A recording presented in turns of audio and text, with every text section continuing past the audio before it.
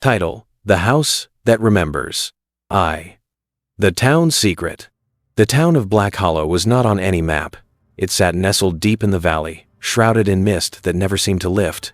To outsiders, it was just another forgotten place, a relic of a time long gone.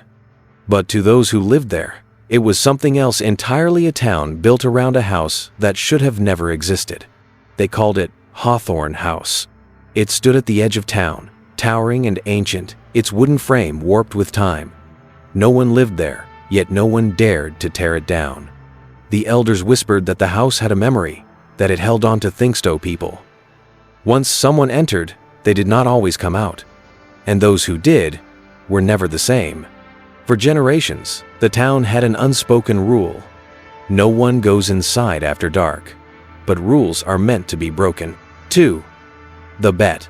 It started as a dare. Ethan Walker had just moved to Black Hollow with his mother, a historian fascinated by the town's buried past. He was 16, skeptical, and eager to prove he wasn't afraid of ghost stories. When the local kids told him about Hawthorne House, he laughed. "Haunted houses don't scare me," he boasted. That was all it took. "Go inside," they challenged. "Stay until midnight." The deal was struck. Armed with nothing but a flashlight and a bravado he barely believed, Ethan stepped past the rusted iron gates and pushed open the heavy oak doors. They closed behind him with a whispering click. 3. The House Awakens. The air inside was thick, stagnant, unmoving. Dust hung in the air like tiny spirits suspended in time. The furniture was covered in white sheets, shapes looming in the darkness like frozen figures. The wooden floor creaked beneath his weight, groaning as if it had not been stepped on in years. Then he heard it. A voice.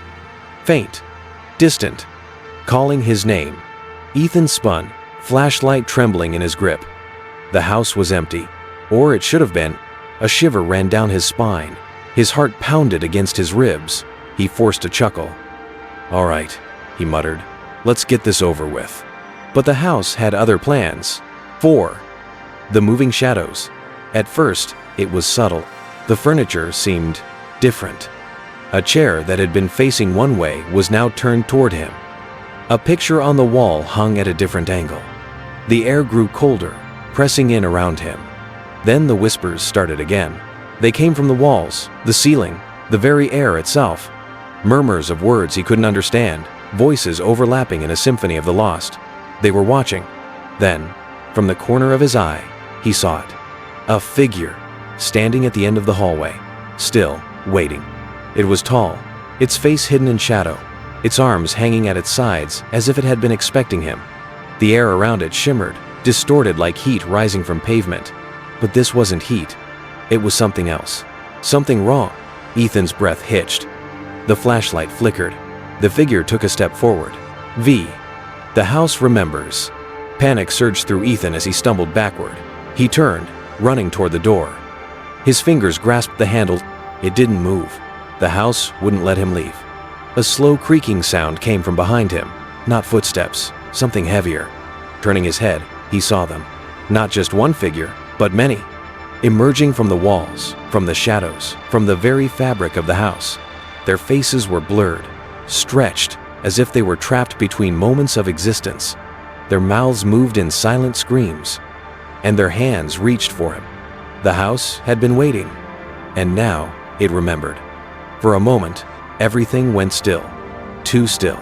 The air stopped moving. The faint hum of the night silenced, as if the world had been momentarily erased. Then, a groaning sound emerged, not from the floor, not from the walls, but from everywhere at once. It was a low, resonant noise, like a giant inhaling. The temperature plummeted, and the scent of rotting wood and something damp, something decayed, filled Ethan's nostrils. A cold breath whispered against his ear, yet no one was there. A sound, neither a whisper nor a moan, slithered through the halls, rising and falling in an unnatural rhythm. It was not human. A deep, groaning sound echoed through the walls, like wood bending under immense pressure. The air thickened, carrying the scent of damp earth and something older, something decayed. A cold breath whispered against Ethan's ear, though no one was there. A sound, neither a whisper nor a moan, slithered through the halls. It was not human. The walls trembled as whispers grew into an unintelligible chant. The air thickened, pressing against Ethan's skin like unseen hands. The wood beneath his feet began to rot and sink, swallowing him inch by inch. He tried to scream, but his voice was lost in the cacophony. 6. The last hours. Ethan fought. He kicked, thrashed, but the hands wrapped around his arms, his legs. They weren't solid. They were mist, memory, something in between. But they were strong. He was being pulled into the walls. The wallpaper curled and peeled, revealing faces beneath it warped, suffering. Their eyes locked onto his. Their lips moved silently, forming words Ethan couldn't understand. Then, one of the faces twitches. Its mouth widened in an unnatural grin, revealing rows of jagged, yellowed teeth that looked too large for its face. Another face blinked, slow and deliberate, its gaze hollow and accusing. A skeletal hand pressed outward from beneath the peeling wallpaper, as though trying to push its way into the room. The faces were alive, trapped in an eternal nightmare, reaching for him, begging for something Ethan could not give. Their lips moved silently, forming words Ethan couldn't understand. Then, one of the faces twitched. Its mouth widened in an unnatural grin, revealing rows of jagged teeth. Another face blinked, slow and deliberate, its gaze hollow and accusing. The faces were alive, trapped in an endless moment of suffering. They moved with agonized slowness, their lips forming silent words, warning him, begging him, cursing him. His screams echoed through the house, swallowed by its endless halls. His flashlight fell to the ground, rolling in slow circles. Then, silence. The house stood still. 7. The morning after. The next morning, the kids from town waited by the gates. They called Ethan's name, threw rocks at the windows, laughed about how scared he must have been.